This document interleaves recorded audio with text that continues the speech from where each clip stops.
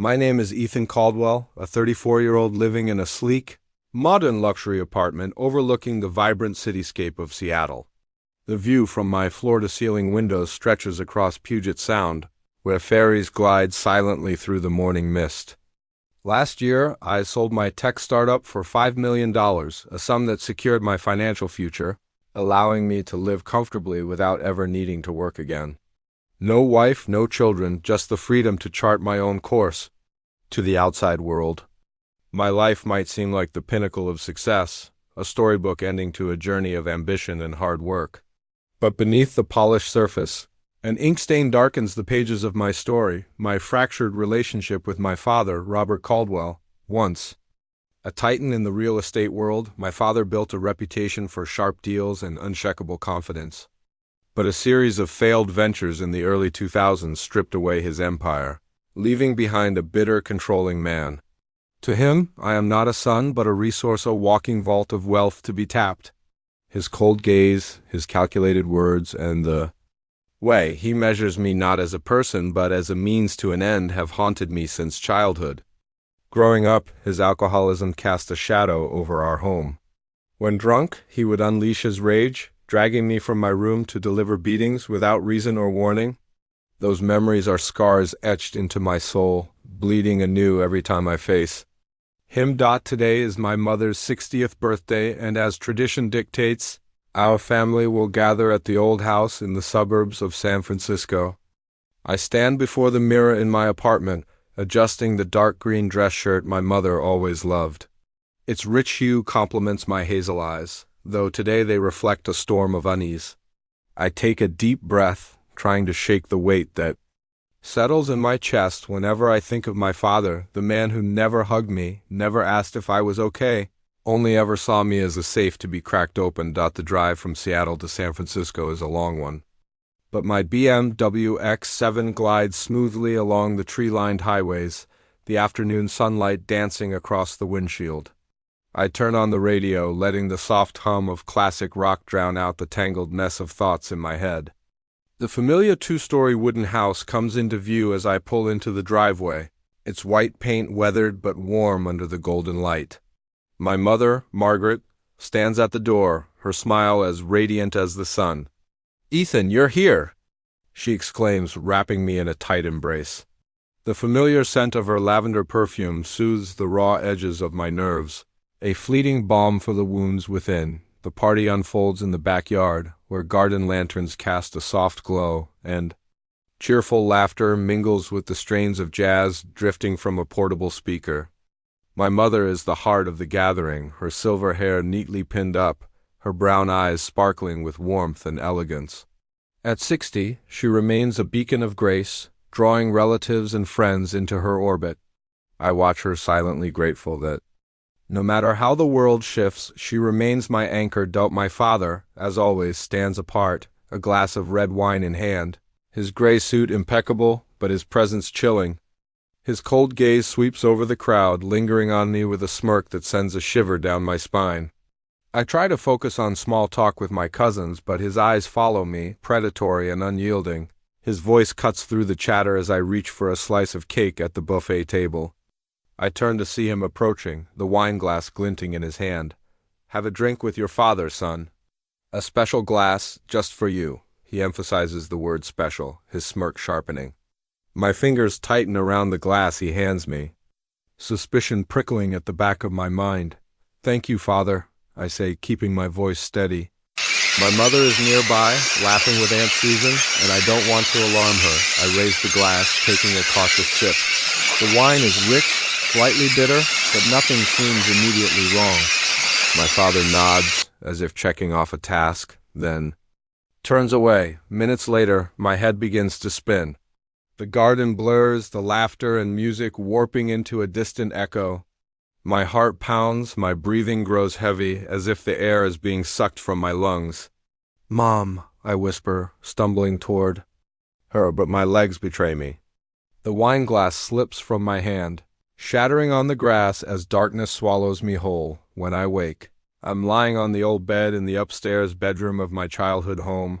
My head throbs, my body drained as if I've run a marathon. My mother sits beside me, her hands clutching mine, her eyes red and swollen.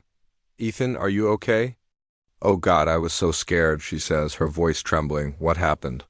I mumble, piecing together fragments of memory. The wine, my father's smirk, the dizziness.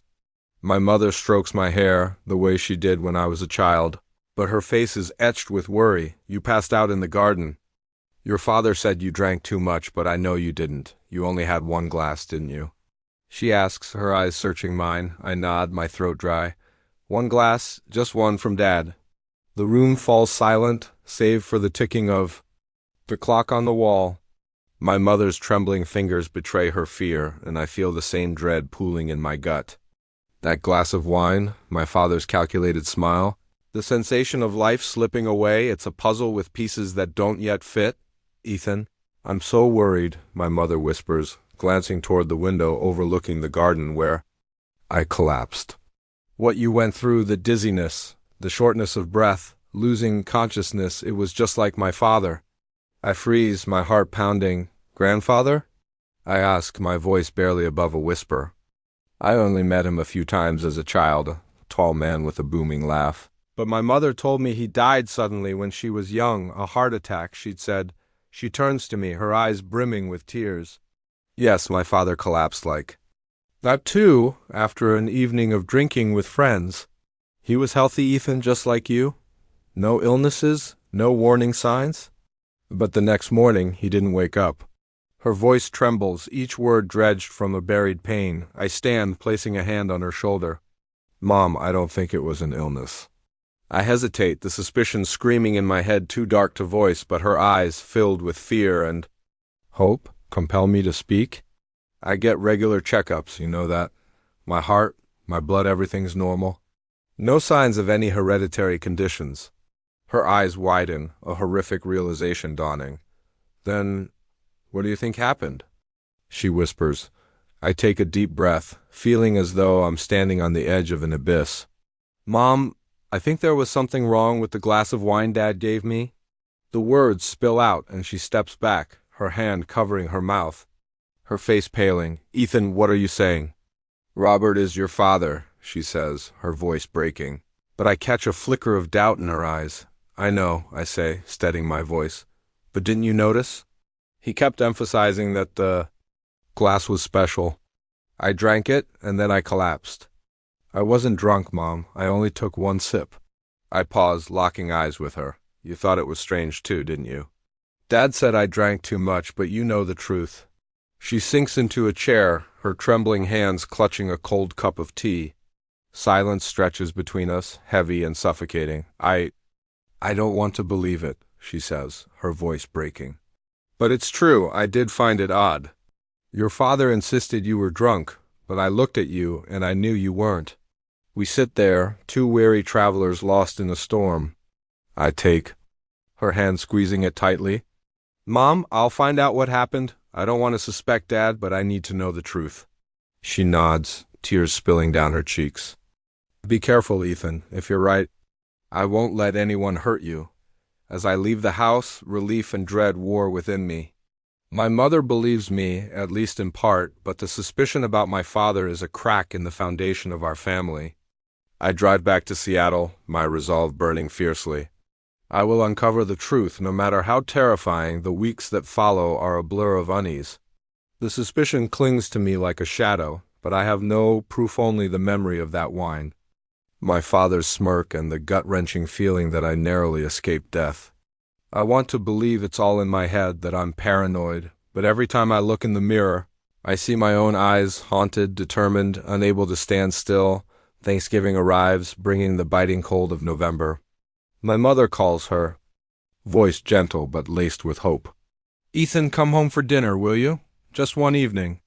I want to refuse, to stay far from the house now shrouded in darkness, but I can't bear to disappoint her. "I'll come," I say, though my heart feels heavy as lead. The old house glows under the dusk, the light from its windows spilling out like small flames. I step inside, the smell of roasted turkey and pumpkin pie filling the air, but it does nothing to warm me. My mother hugs me, her smile radiant but tinged with worry. My father sits at the head of the dining table, a glass of red wine in hand, his gray suit impeccably pressed. His smirk is sharp as a blade. "Ethan, are you feeling all right after that fall in the garden?" he asks, his voice even but laced with mockery. I sit across from him, forcing a calm expression. "I'm fine, Father. Thank you." My hands clench under the table, nails digging into my palms. My mother bustles about, bringing out dishes, her chatter with Aunt Susan filling the air. But my focus is solely on my father, his gaze tracking me like a predator. When the main course is served, he stands, raising his glass. "To family, to Thanksgiving," he says, his eyes locked on mine. He hands me a glass. He hands me a glass of red wine, its color glinting under the candlelight like fresh blood. "Drink, Ethan. This one's special." That word special rings out, identical to the night of my mother's birthday. My heart pounds, every instinct screaming, I won't let it happen again. My fingers tremble slightly as I take the glass. My mother is in the kitchen, fetching dessert. My father watches me, his gaze challenging. In a split-second decision, I pretend to drop my napkin, bending down to pick it up. In one swift motion, I swap my glass with his on the table, unnoticed by anyone. My heart hammers as I sit up, sweat trickling down my forehead. My father raises his glass, takes a large sip, then turns to talk to Uncle Paul. I grip his glass, now mine, but don't drink. I wait, watching. 10 minutes pass, 20, nothing. I start to think I'm paranoid, that I've lost my mind. But then about 45 minutes later, my father stops mid-sentence. He clutches his chest, his breathing labored. "Robert, what's wrong?" my mother cries, rushing to his side. He staggers, the wine glass falling to the floor and shattering. His face is ashen, his hands clawing at his head. Then he collapses. My mother screamed, tears through the air. The dining table erupts into chaos, Aunt Susan calling for an ambulance. I shoot to my feet, not out of fear, but because a horrifying truth dawns on me. Dizziness, shortness of breath, fainting, just like me on my mother's birthday, just like my grandfather, as my mother described. "Call an ambulance now," I shout, but my eyes stay fixed on my father. He lies on the floor, his breathing faint, his glassy eyes staring at me. In that moment, I see a flicker of panic in his gaze, as if he knows what he just drank. The ambulance arrives, and the paramedics take him away. My mother sobs, clutching my hand. "Ethan, what's happening? Why is this happening?" I hug her, my mind reeling. If I hadn't swapped the glasses, I would be the one lying there. The thought hits like a knife. "Mom, I need to take a sample of the wine from that glass," I whisper. Her eyes widen with horror, but she nods, understanding what I'm thinking. When everyone leaves, I quietly collect a sample of the wine from my father's glass, the one meant for me. I pour it into a small vial and tuck it into my pocket. That night, I don't sleep. The image of my father collapsing, his panicked eyes, and the red wine haunts me. I was right. My father tried to kill me, and now I will prove it. The days following Thanksgiving, I live like a fugitive, not fleeing from someone else, but from my own thoughts. The vial of wine in my coat pocket feels like a ticking bomb. I contact a private laboratory in San Francisco, a discreet facility recommended by tech industry friends. I don't trust sending the sample through the mail, too risky. Instead, I drive there, the vial secure in my pocket. The technician, a middle-aged woman with thick glasses, looks at me curiously as I hand her the vial. "I need it tested for anything unusual," I say, keeping my voice steady. "As fast as possible." 3 days, she says, asking no questions. Those 3 days feel like 3 years. I return to my apartment, locking the door and drawing the curtains, as if my father might appear at any moment. My mother calls, her voice frail. "Ethan, your father's doing better. The hospital said he went into shock, but they couldn't find a cause. Do you know anything?" I hear the doubt in her voice, but I don't dare tell her yet. "I'm looking into it, Mom. Don't worry." But I'm the one dying inside from worry. On the 3rd day, my phone rings. It's the technician. "Mr. Caldwell, we have the results. You should come in." Her voice is cold, professional, but I sense the gravity behind it. I race to the lab, my heart pounding. She hands me a report, pointing to a bolded line. "Barbiturate. High concentration. It's a sedative, she explains. This dose was enough to cause unconsciousness, even death if not treated in time. I stand frozen, the paper trembling in my hand. Barbiturate. Not alcohol, not drunkenness, not illness. Someone deliberately poisoned my glass of wine. And I know who. Thank you, I say, forcing my voice to stay calm. Don't tell anyone about this? She nods, her eyes filled with sympathy. On the drive back, I circle the city, my mind reeling. My father, the man who raised me, the man I once tried to please despite his coldness, why? Then it hits me. My wealth? $5 million? No wife, no children? If I died, my father, as my legal heir, would inherit everything. He didn't just want to control me, he wanted me gone. I park by the bay, watching the waves crash against the rocks. The cold wind bites, but I feel nothing except the anger burning inside me. My father tried to kill me, not once, but twice. If I hadn't swapped the glasses, I wouldn't be standing here. I grip the lab report, resolute. I will confront him not for revenge, but for freedom. For my mother and me. My father is discharged from the hospital a week later, looking weaker, but his eyes still sharp. My mother wants me to visit, but this isn't an ordinary visit. I bring the lab report, tucked in my coat pocket like a talisman. As I step into the old house, my mother is in the kitchen, preparing tea. Ethan, you're here, she says, her smile tinged with sadness. Your father's in the living room. I nod, take a deep breath, and walk in. My father sits in an armchair, a glass of wine again in his hand. His smirk curls as he sees me.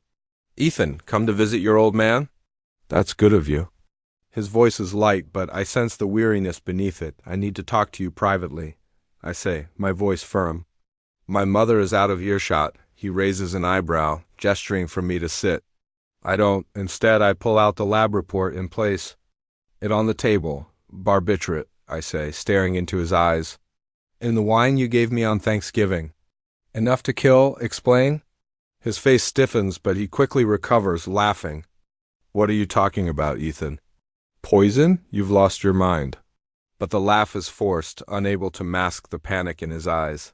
Don't lie, I say, my voice cold as stone. I swapped the glasses with you. That's why you collapsed. Not me, I have proof, the lab confirmed it. If you don't tell the truth, I'm taking this to the police. Silence fills the room, broken only by the ticking clock and his heavy breathing. Then, like a wall crumbling, he slumps, his hands covering his face. Ethan, forgive me, he whispers, his voice breaking. I only meant to knock you out. I was going to forge a will. Take your money. I'm in too much debt, Ethan. I have no way out. I stand there, looking at the man who was once my father, now a desperate shell. His confession cuts like a knife, but I feel no anger, only sadness deep and heavy. Why, Dad? I ask, my voice hoarse. I'm your son. He doesn't answer, only bows his head, tears streaming down his cheeks. I think of my mother, of the years she spent with him. I want to call the police, to make him pay, but I know it would destroy her. I won't go to the police, I say, my voice trembling. But from now on, stay away from me, and don't ever touch Mom. I turn and walk away, leaving him in the cold room. As I step into the hallway, I see my mother at the kitchen door, her eyes red. She heard everything. I hug her, feeling her tremble. Ethan, she whispers, but says nothing more. I know everything has changed forever. The confrontation leaves. Me hollow, not relieved. The pain lingers heavy and cold. As I step into the hallway, my mother grips the doorframe, her face pale. Ethan, she says, her voice trembling, I heard everything. I wrap her in a hug, feeling her shake in my arms. Mom, I'm sorry, I say, as if I'm the one at fault. I never imagined Robert could, she whispers, trailing. Off. We move to the garden, sitting on the wooden bench under the faint glow of the lanterns from her birthday. The silence is broken only by the rustle of the wind. I hold her hand, waiting for her to speak. Finally, she takes a deep breath, her voice steadier. Ethan, I heard what your father said.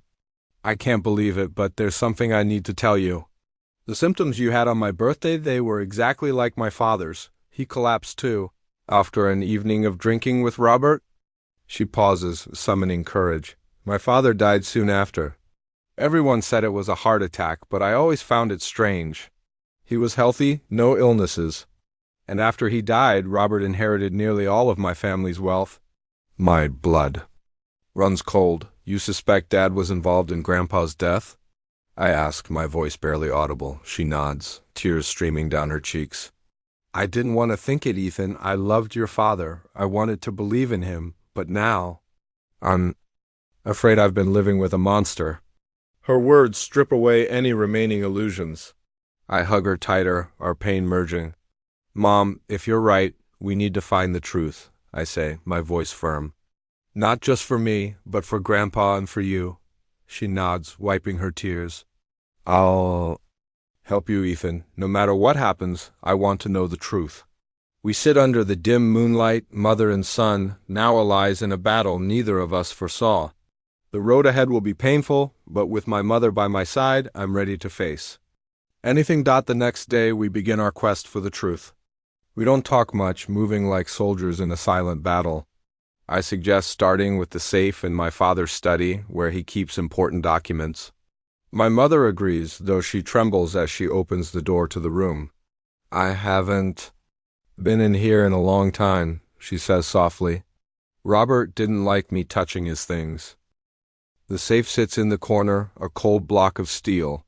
My mother remembers the code their wedding date, a detail that stings my heart. Inside, we find real estate papers, contracts, and an old, worn, leather-bound notebook. This was my father's journal, my mother whispers, her hands shaking as she flips through the pages. The scrolled handwriting of my grandfather emerges, chronicling his final days. One entry stops us cold. Robert's acting strange. Last night, after a glass of wine, I felt dizzy, short of breath. I suspect he means me harm. If something happens to me, investigate. My mother and I look at each other, speechless. My grandfather's words, like a message from the past, confirm our fears. Mom, we need experts, I say. I contact a private investigator, Mr. Harris, who helped a friend in a lawsuit, and a lawyer, Anna, who specializes in criminal cases. Both agree to meet with us. Harris suggests exhuming my grandfather's autopsy report. Traces of poison could still be found, even after years.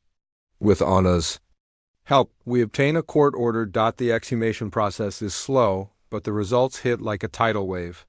The autopsy report reveals my grandfather was poisoned with a sedative closely related to barbiturate, not a heart attack, not natural causes. Harris uncovers forged documents in my father's inheritance records, mismatched signatures, irregular transfer agreements. Each piece of evidence builds a wall of guilt around my father. My mother sits beside me, reading each document, her face hardening. I lived with him for over 30 years, she says, her voice breaking. I knew nothing, Ethan. I take her hand. It's not your fault. He deceived us both. But I see a fire in her eyes, not grief, but determination. She's no longer the submissive wife. She's a mother, a daughter, seeking justice. I'll sue him, she says, her voice steady as stone. Not just for you, but for my father. Robert has to pay. I've never seen her so strong. We prepare everything with Anna and Harris.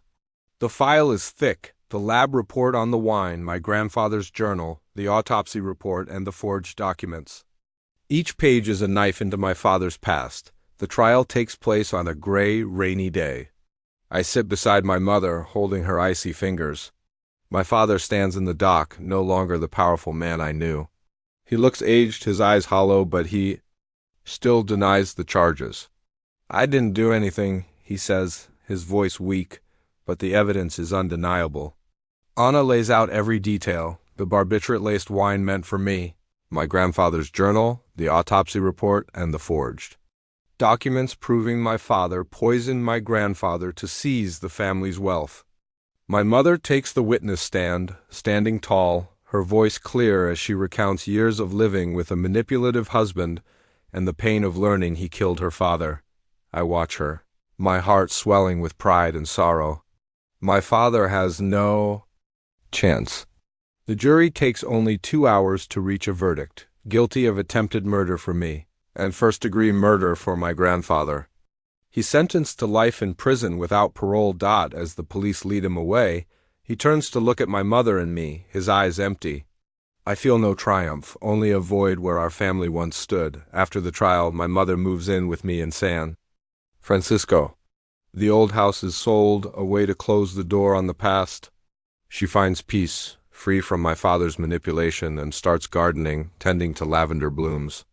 Every afternoon we sit drinking tea, talking about simple things. I see her smile return, though tinged with lingering sadness. "Are you okay, Mom?" I ask one day as the sunset bathes the garden in gold. She nods, squeezing my hand. "I'm okay, Ethan. Justice has been served. My father can rest in peace, and you're safe. That's all I need." I find peace too, though my father's scars will never fully heal. I continue my work, but now I live for my mother, for the simple moments we share under the sunset's glow. We've emerged from the darkness together, stronger, ready to face whatever lies ahead.